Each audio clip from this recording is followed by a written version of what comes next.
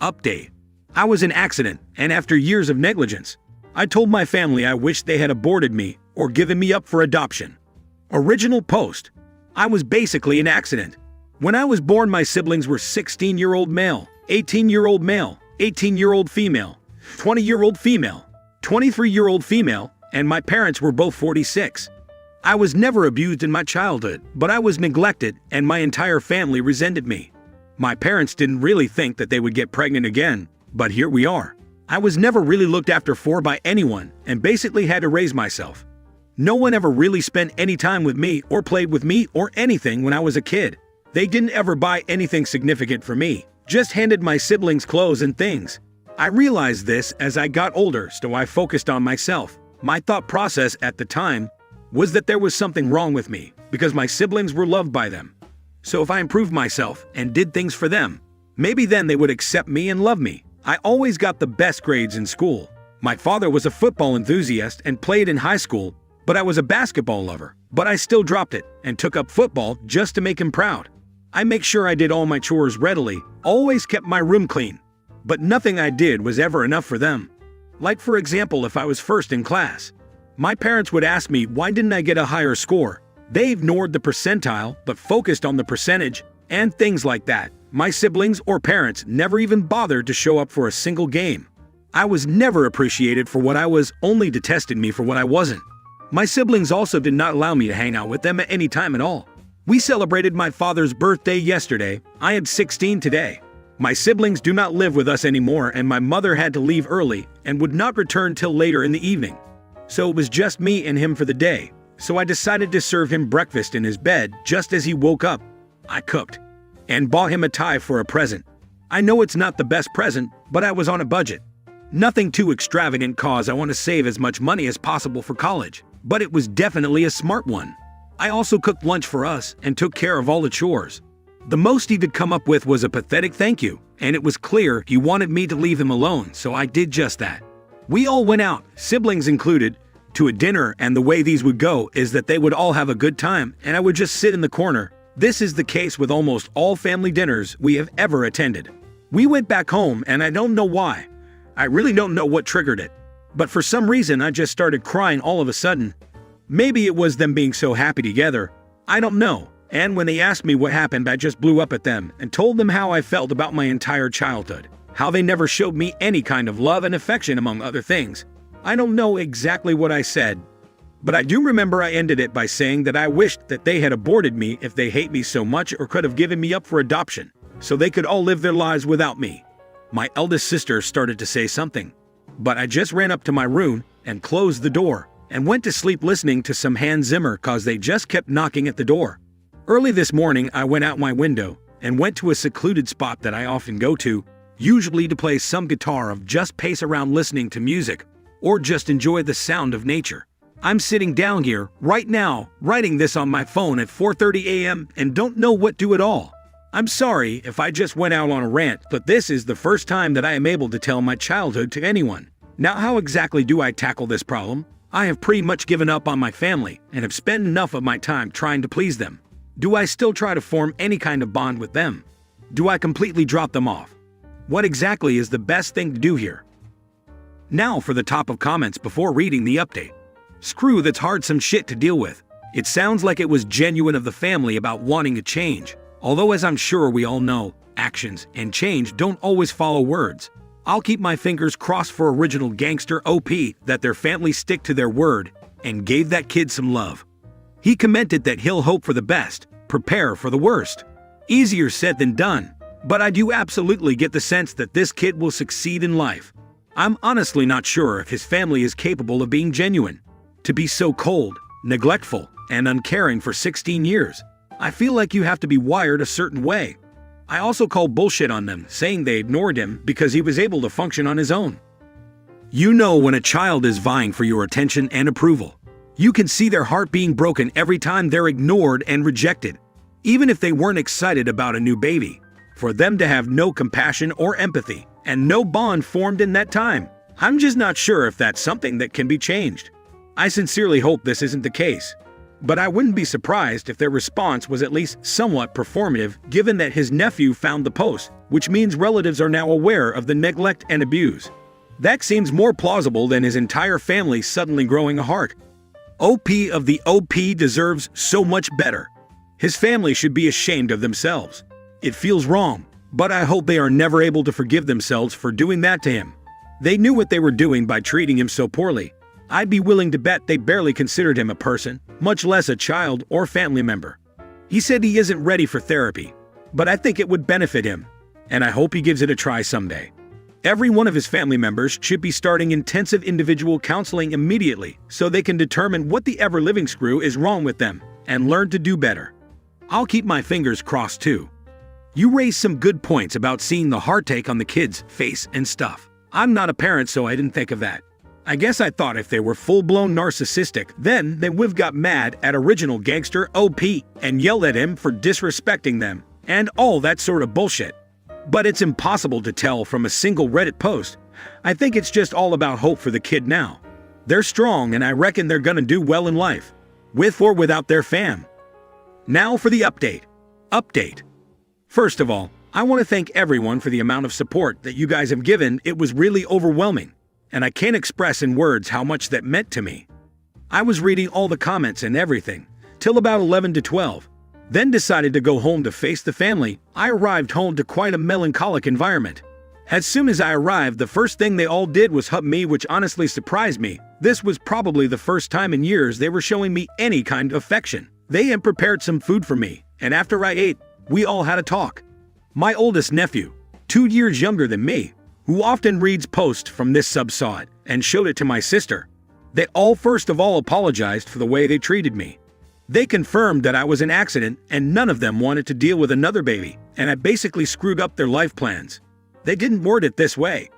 They didn't really want to do anything with me, so they just started ignoring me because I never seemed to need anything from them. Their reasoning was that I was always doing great in life. I always did my chores on time, kept my things neat and clean as a kid, always got good grades, never complained about anything, did great in sports. They just assumed that I never required or wanted anything from them. So they were able to just keep ignoring me and pretend as if I wasn't there basically. They said that this didn't justify their behavior, especially after they read the post. They just wanted to explain their own actions. I just made it easy for them to ignore me. They all asked me to forgive them for alienating me, and they said that they would do their best from now on to make me feel as I was a part of the family. They then wanted to go out and celebrate my birthday, but I was just mentally and physically exhausted, so I just went to sleep, woke up in the evening, and just ended up playing games for the rest of the night and went back to sleep.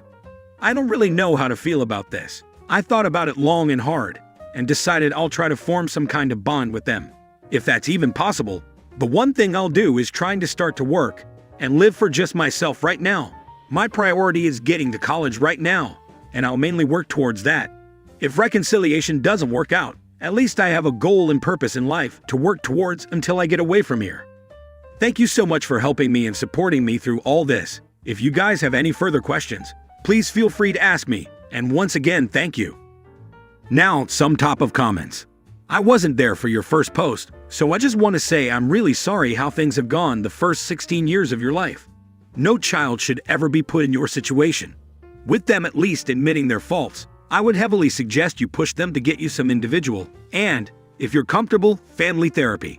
Quick rant on one of their comments, partial because I'm angry for you from the first post and partially due to its audacity. I just want to comment, however, that I really dislike that they gave any sort of reasoning for their behavior past. We were selfish and acted selfishly, especially when it puts a little of the blame on you. You were just easy to ignore.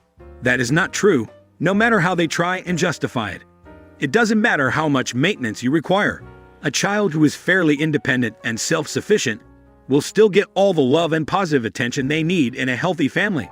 The virtue of being your parent should have gotten you the love and attention required. You repeatedly tried to get their attention in a positive way that shouldn't have been needed. Put effort into learning your father's interests, made their birthday special, and many more acts, I'm sure, with no reciprocal acts. It's their own selfishness, and only their selfishness, that denies or denied you. Please do not take their reasoning comments to heart. What probably ended up happening was your family had a hard look at themselves and thought, holy shit, how did we let it get this bad? But because they probably don't think they're that bad a person to neglect a child for 16 years, they went with, well, if they truly needed help, we would have given it them. It is rude to say they would have done differently if you had acted differently. It shifts blame from their unacceptable actions to your behavior you did or didn't do. Preach, of course, they blame it all on you. They're still being selfish, and not just rude but so callous. A teen who's remarkably in touch with his feelings finally pours his heart out to them, and all they can do is victim blame. And what if OP hadn't been the perfect child? I shudder to think how he would have been treated because their love isn't even conditional. Yikes. Story 2. Update. Wife told me someone else is her soulmate. Original post. My wife, M, met her best friend, Chuck, in high school. They became close friends and Chuck came out to M as gay. M was supportive. A year or so later, Chuck came out to his parents. They disowned him and kicked him out, and Chuck ended up living with M and her parents for the rest of high school. M and I started dating after college, and she told me all about Chuck and how close they were and how he was like a brother. I met Chuck and we got along and became friends. Chuck is a good guy. At the time Chuck was dating a guy, they ended up moving in together about the same time that M and I got engaged. M and I have been married for 5 years now. I'm a project manager and took on a year-long project in another city. I have to leave at 5:30 a.m. every morning and get home around 6:30 p.m. M and I had a long talk about my job before I took on this project. We knew it would be a sacrifice for me to be working so much, but I'm getting more money than I ever thought I would. After this project, we can pay off our student debt and start trying to have a baby. We both agreed the money was worth it, since it's only a year. That year will be up in late November. In March, Chuck caught his boyfriend cheating. He was devastated. M immediately told him he could move in with us. I was fine with him moving in, but not happy that M didn't even discuss it with me first. Chuck was pretty broken up, and M was giving him lots of love and attention. I was fine with it, because I know how much she loves Chuck, and he didn't need her. I also did my best to support him and make him feel loved. For a while this was fine, but as time went on, M has continued to pour all of her attention into Chuck. Sometimes I get home from work, and neither of them are there, and I found out they went to a movie or out to dinner together. I don't think there is anything romantic or horrible between them, but it has been annoying that I get left out of all plans.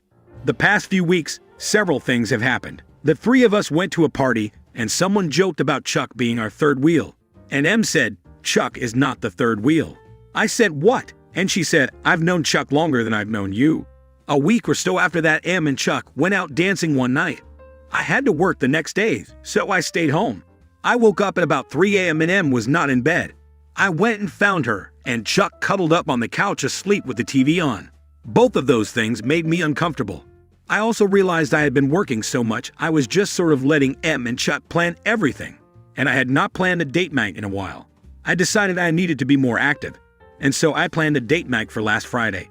When I first told M, she was excited, as we have not been on a date, just the two of us, in a while. Friday I got home at 6:30 and M and Chuck were not there. I took a shower and got ready. About 7:15 I finally called M, as we had reservations at 8. She answered, and when I asked where she was, she said her and Chuck had gone shopping and were getting some dinner. I was kind of stunned and asked about our date. She laughed and said, oh, I forgot. Oh well. And that was that. She didn't even invite me to join them. So, a point I should make here. My dad was very controlling of my mom and had an anger problem where he would yell and throw things. He never threw things at us, but it was still scary as a kid. I have worked very hard to not be like him. I've tried to never be controlling of M or tell her what to do. I also tend to shut down when I get angry. When M forgot our date, I was mad, so I didn't say anything right then. But I knew I needed to address how I was feeling. So later that evening, I told her we needed to talk. I had written down some things so I could stay focused.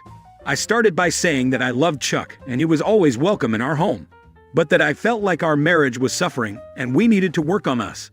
M blew up. She thought I was attacking Chuck. I guess I didn't word things well, and she started defending him and attacking me. We have never had a big fight before. We always talk and work things out. I was stunned that she was attacking me. She said some awful things. Then she said, Chuck is my soulmate, and you just have to get used to that. I just shut down. I didn't even know how to process that. I love Em more than anything in the world. But in that moment, I realized she loves Chuck more than she loves me. I thought Em and I were soulmates. But to hear her say she considers someone else her soulmate has been devastating. I don't remember the rest of the talk. She huffed off after a while and slept on the couch. Her and Chuck left together on Saturday and were gone most of the day. When they got back, she acting like nothing had happened. On Sunday, she even made a small joke and batted her eyes at me. Something she does when she's flirting with me. Normally I love it, but this time, it just made me sick. I told her this was a busy week at work, and I was just going to stay at a hotel near the job site, something I have done a few times before. So I haven't seen her since Sunday night. I don't know what to do. Typing all of this up has made me realize I am really burned out with all of this travel. Maybe I checked out too much and haven't given her enough attention. But how do I move forward knowing she will never love me as much as I love her? Minor update. Seeing a bunch of comments from women who say they have more than one soulmate has given me hope. To me, you only have one soulmate. But that's not a word Em or I ever really use. And I just really hope she means it different than how I took it. We have been texting back and forth some this week, and we spoke on the phone last night. It wasn't anything big. She just called and said she missed me and couldn't wait until I got home. I'll be home tonight. I told her we should talk about our fight last Friday, and she agreed and said she hates that we fought, and we need to work it out. She said she loves me. We will be talking tonight, and I guess I'll find out where I stand. Now for the full update. I made my first post on Thursday when I took the time to think about it all and type it all out. I realized how burned out I have been with this work project. Friday morning, I met with my team and scheduled some time off coming up soon. I'm in a much better headspace just knowing I have that downtime soon. Em and I had our fight on a Friday night. Then I left on Monday and stayed out of town all week for my project. During that time, we did text back and forth every day, and we talked on the phone a few times. It was awkward because we both knew we needed to have a big talk, but over the phone was not the time or place. Em texted me this Friday and said Chuck was gone for the weekend, so we could spend time just the two of us, and that she wanted to make up for our missed date. I got home Friday evening, and we agreed to talk before doing anything else. I had written out everything I wanted to say, and she sat and listened. We talked for a long time, and we each went back to some things to get clarification. So I'm not going to try and replay everything we said, just the main parts in the way that makes the most sense. I told her how I didn't like her joke about me being the third wheel and how much it hurt that she forgot our date, and then how crushed I was that she said Chuck was her soulmate. There were some other little things too. When I was done, she said she was sorry, and she was wrong for saying those things. She said I am not the third wheel and I am her soulmate, and she asked if she could explain why she did and said what she did. When Chuck's parents first kicked him out in high school, he was in a bad place and had considered taking his life. He told Em's mom, and they got him help. So when Chuck called in March about his boyfriend cheating on him, Em had freaked out and was afraid he was going to hurt himself. She said she felt like she needed him close, so she could watch him and keep him safe. I had made a comment about how for the past 6 months, it seems like her and Chuck were living their best life together, and she said that she has been miserable this whole time, that she has been on the verge of a nervous breakdown. After our fight, she knew she was wrong and realized she needed to get help and let it go. She talked with Chuck, and he promised that he was a stronger person than he was in high school and promised that he was not even thinking about hurting himself. They agreed it was best if he moved out, both to give Em and I time to work on us, and so Em wouldn't be obsessing over when he was coming and going. Em wanted to talk to me last Sunday, but I had said I needed time, and she wanted to give me space. It was a long talk with lots of tears. She apologized a bunch of times. She said she was so concerned with Chuck's mental health that she attacked me because she thought I was going to make him move out, and she was lashing out. She acknowledged that she hurt me and said she loves me, and she wants to work on herself and find ways to deal with fear and worry in a healthy way. We have never really had a big fight before, and we both agreed we could have handled it better. Her by not lashing out, and me by not shutting down. We agreed to start couples counseling to help us learn how to disagree in a more healthy way. We were both emotionally drained after the talk, so we just ordered some food and stayed in. We cuddled in bed to watch TV, talk, and just be together. We have missed each other a lot these past few months, and it was really nice to just hold her. The next day, Saturday, we took a day date. We went to breakfast, went shopping, saw a movie, and even got pedicures together. My toes look amazing. Several times throughout the day, she would just stop and look at me and say she had missed me, and she was so sorry she had pushed me away. Today, Sunday, we called Chuck, who was staying with another friend. He said he was sorry he had caused so much stress for Aim and me. He acknowledged he had been focused on himself and not even realized that we were not doing well. He said he loved us both and is so grateful that we let him stay while he was getting over his breakup. He is looking at a few places and plans to be out in the next week or two. He did offer to move out right away, but I am okay with him staying a little longer. I think having a plan in place is the most important thing. Our relationship took a hit, but we love each other, and we are going to work on it. We set some boundaries and also agreed to always make each other our top priority. I have a few more months left on this project, but are going to make a point to go on a proper day at least once a week and reserve some cuddle time on the weekends. Thank you to everyone who replied or sent me a message based on my first post. I got some really good advice. I am hopefully this experience will make us better and make our relationship stronger. That's all for today. If you are enjoying this story, please like the video and share your thoughts in the comment section down below. Thank you.